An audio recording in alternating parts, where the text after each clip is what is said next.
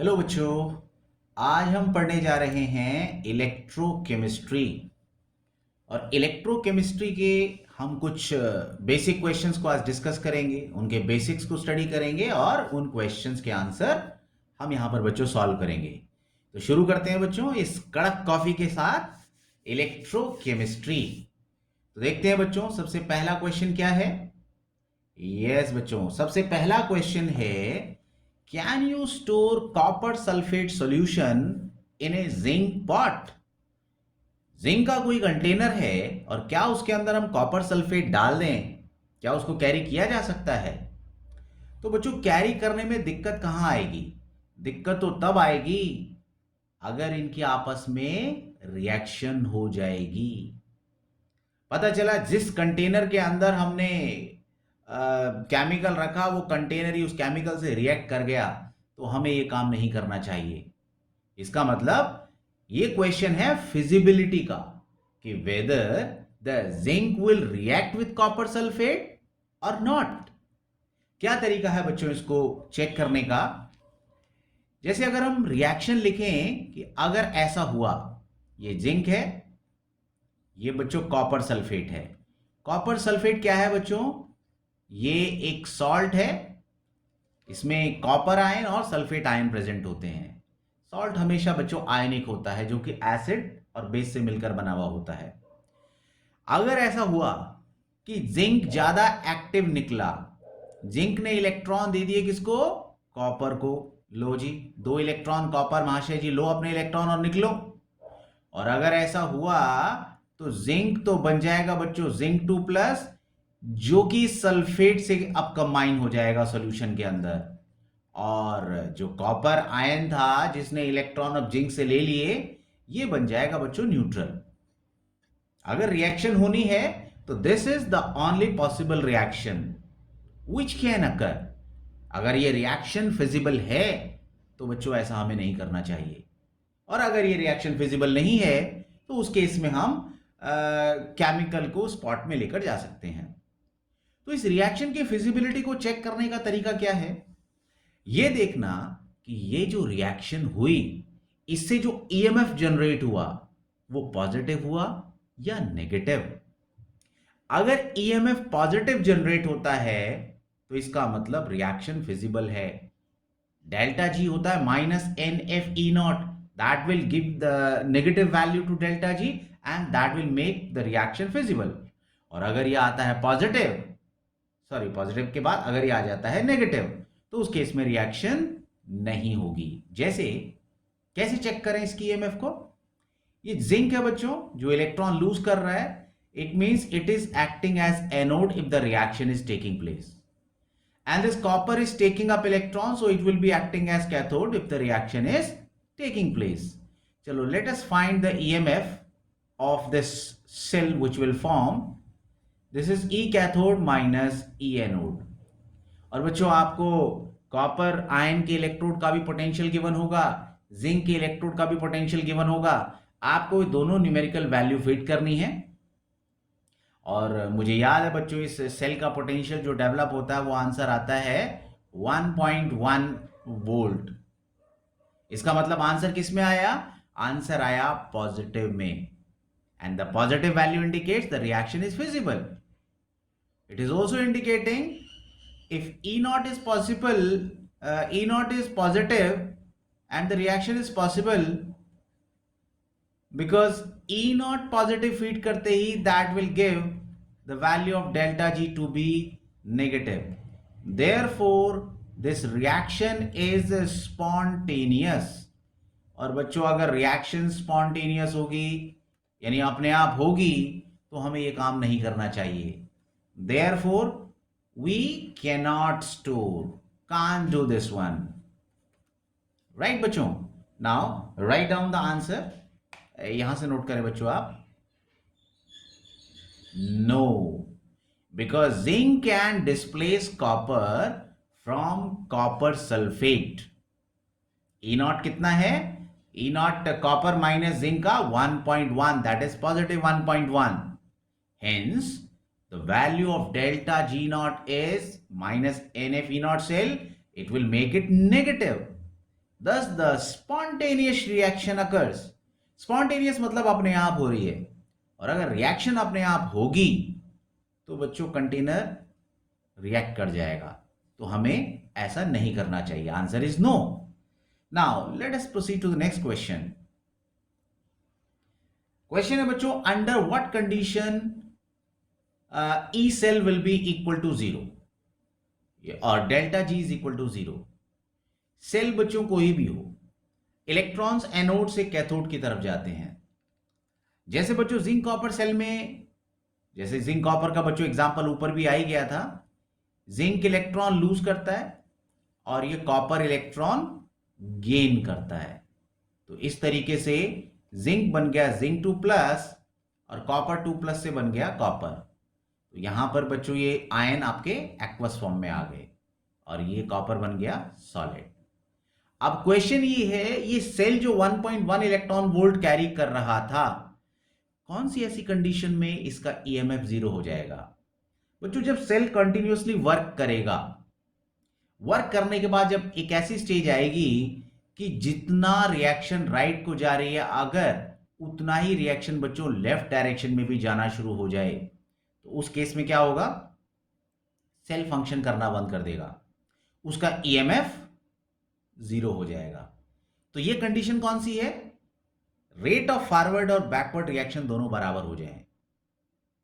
तो ये कंडीशन कहलाती है बच्चों इक्विलिब्रियम कंडीशन, है ना. दो बाल्टियों में से अगर हम देखें पानी किस बाल्टी से किस बाल्टी में जाएगा, always the water will flow from the bucket which is at higher level. और अगर सेम लेवल पे है तो जिसका वाटर का लेवल ज्यादा है उससे पानी फ्लो करेगा जिसमें वाटर का लेवल कम है. कब तक करेगा? जब तक दोनों में पानी का लेवल बराबर ना आ जाए. इसका मतलब जब इक्विलिब्रियम अटेन हो जाएगा, रेट ऑफ रिएक्शन फॉरवर्ड और बैकवर्ड दोनों बराबर हो जाएंगे, तो सेल का ईएमएफ 0 हो जाएगा और हम कह सकते हैं कि डेल्टा जी भी वहां पर 0 होगा. So you can note down the answer, when the cell reaction reaches at equilibrium. Right बच्चों, चलो चलते हैं क्वेश्चन पे, देखते हैं बच्चों अगला प्रश्न क्या है.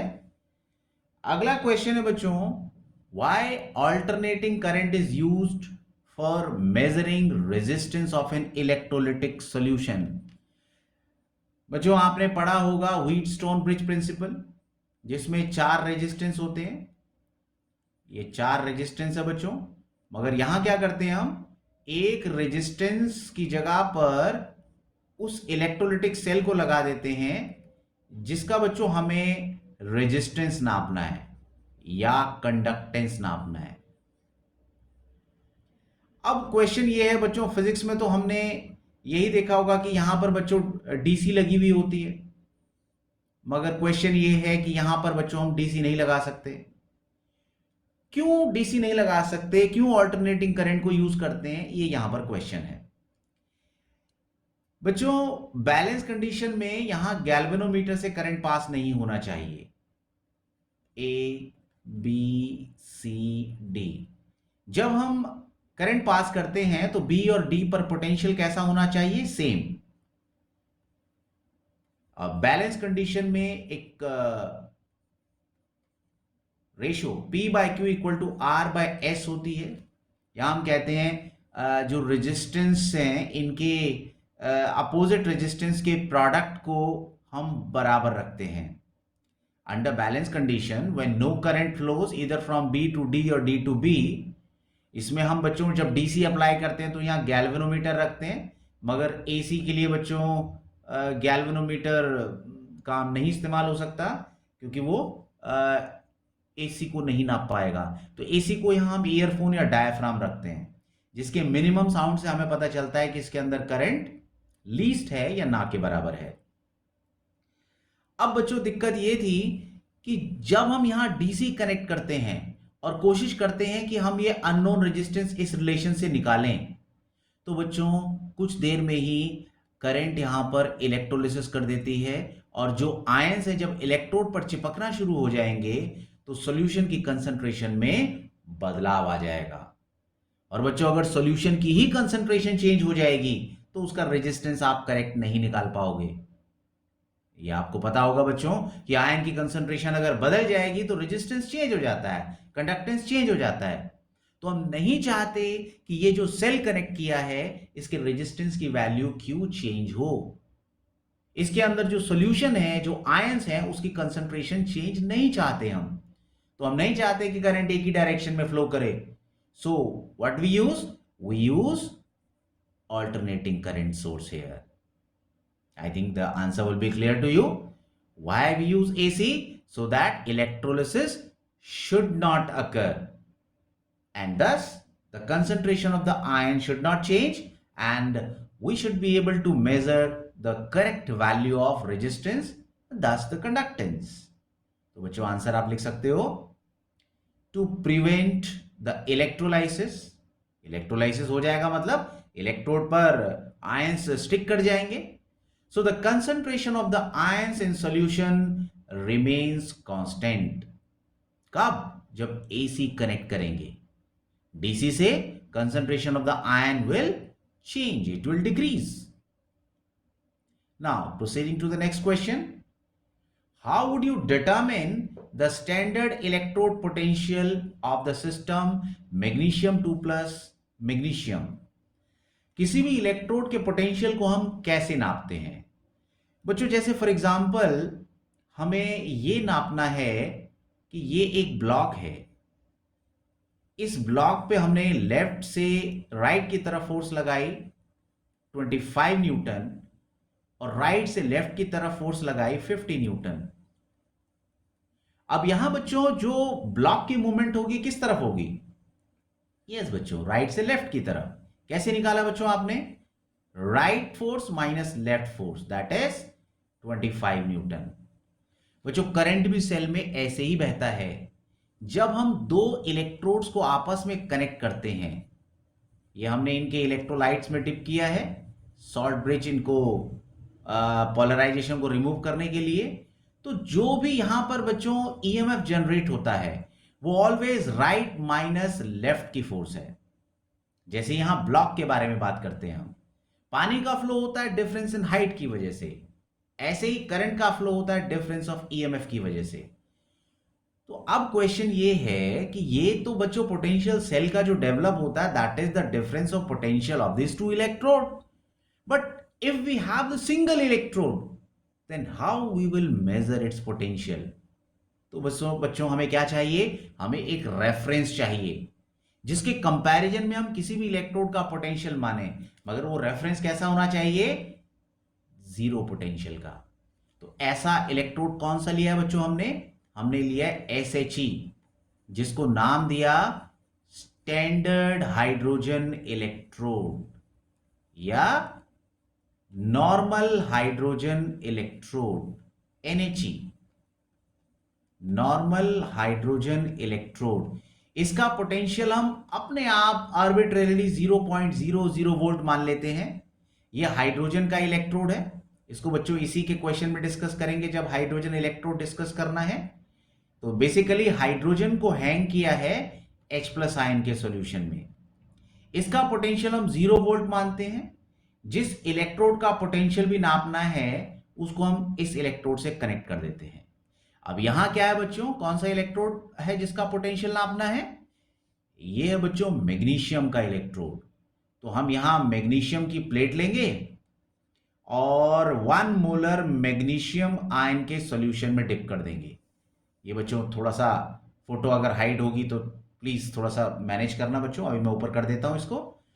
तो इस तरीके से सॉल्ट ब्रिज लगा के चार्ज को न्यूट्रल कर देंगे और जो भी पोटेंशियल आएगा that will be the potential of magnesium electrode. Now you can clearly see this one. तो जो ईएमएफ आया that is E cathode minus E anode. और बच्चों कैथोड क्या है? कैथोड है हमारा मैग्नीशियम का इलेक्ट्रोड और एनोड किसका है बच्चों? हाइड्रोजन का। हाइड्रोजन को डिप किया H+ आयन के सॉल्यूशन में और इसका पोटेंशियल हमने क्या माना हुआ है? 0। तो जो भी सेल का पोटेंशियल निकलेगा that will be the potential of magnesium electrode. Is this clear? Yes बच्चों, by simply connect NHE and find the EMF of the cell thus formed, and it will give you the measure of EMF of magnesium electrode. Now you can note it. Magnesium electrode is dipped in 1 molar magnesium 2 plus solution and is then connected with standard hydrogen electrode, which gives the measure of electrode potential. I hope बच्चों आपको इस question का answer समझ में आया होगा. Now the next question is, why does the conductivity of solution decreases with dilution? बच्चों यहां पर जो बात की गई है वो स्पेसिफिक कंडक्टिविटी की बात की है कि स्पेसिफिक कंडक्टिविटी क्यों डिक्रीज होती है. स्पेसिफिक कंडक्टिविटी बच्चों 1 सेंटीमीटर क्यूब सॉल्यूशन की कंडक्टिविटी होती है. अगर हम क्या कहें, जैसे ये एक कंटेनर है, इसमें कुछ आयंस है, plus ion, minus ion, plus ion, minus ion, plus ion, minus ion, plus ion, minus ion, और इसके अंदर बच्चों हम एक ये क्यूब ले लेते हैं 1 सेंटीमीटर क्यूब. तो इसके अंदर जितने भी आयंस होंगे, जो भी कंडक्टिविटी होगी इसके अंदर आयंस की, यहां बच्चों 4 आयंस इसके अंदर घुसे हुए नजर आ रहे हैं, तो इन आयंस की कंडक्टिविटी कहलाएगी स्पेसिफिक कंडक्टिविटी. मगर बच्चों अगर कंटेनर में हम पानी डाल दें, चलो इसको थोड़ा बड़ा बना देते हैं बच्चों, अगर इसको हम बड़ा बना दें, इसमें पानी डाल दें, तो ये minus ion, plus ion, minus ion, plus ion बच्चों ये दूर दूर हो जाएंगे. और जब ये दूर हो जाएंगे तो ये सेम साइज के ब्लॉक में नंबर ऑफ आयंस अब कम आएंगे. फिर से 1 सेंटीमीटर क्यूब ब्लॉक लिया, number of ions in this will decrease, and when the number of ions will decrease the conductivity will decrease.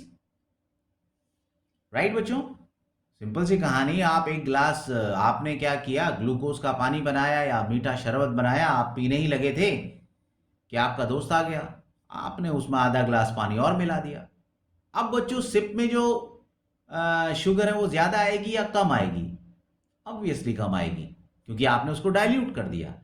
In the same way जब आप container में पानी डाल दोगे, उसको डाइल्यूट कर दोगे, तो उस यूनिट क्यूब के अंदर, उस वॉल्यूम के अंदर कम आयंस होंगे, और जब नंबर ऑफ आयंस डिक्रीज हो जाएंगे तो कंडक्टिविटी भी डिक्रीज हो जाएगी. Now you can write the answer. As the number of ions per unit volume decreases, conductivity will decrease. तो बच्चों ये वीडियो यहीं तक. आई होप बच्चों आपको ये क्वेश्चन समझ में आए होंगे.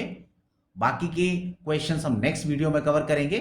तब तक के लिए बच्चों बाय बाय, थैंक यू.